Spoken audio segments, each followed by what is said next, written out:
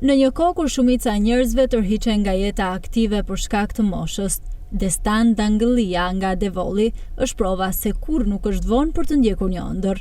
Sot në moshën 80 vjeçare, ai është drejt përfundimit të studimeve në degën e inxhinierisë në Universitetin Bujqësor të Tiranës, ku pritet të mbarojë diplomën.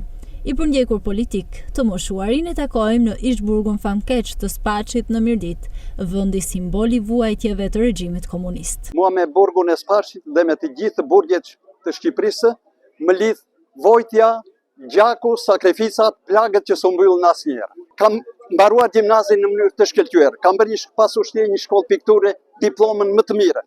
Ndërsa 2004-2005 u regjistrova në universitet dhe si vjet mendoj të mbroj diplomën në moshën 80 vjeçare pa marrë një herë në rrogë shteti, pa dhënë në mësim një rast në klasë parë, pa u dhënë asnjëherë në punë me porosi të lënë nga zyrtar Ramizi. Me origjinë nga një familje patriotike që kanë lënë gjurmë në historinë e vendit, të njëjtin trunë nga ku rrjedhin edhe frashërllinjt, Destani ka treguar se trashëgimia familjare dhe ideali për dije janë forca që e kanë shtyrë gjithnjë përpara, pavarësisht moshës apo sfidave.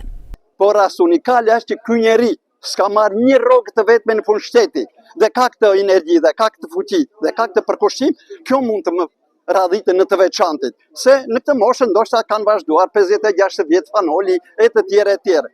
Po jo një njeri, një fshatar që s'ka marrë pikërisht as një lekë nga shteti, po ka qenë i survejuar, i ndikuar nga regjimi kryesisht i Sali Berishës. Apeli tim është për të gjithë këtë kategori.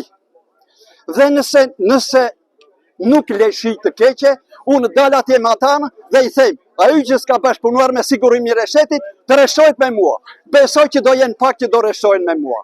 Pikërisht këta na kanë shkatruar stresën tonë. Pikërisht këta shpiuna në radhë tona.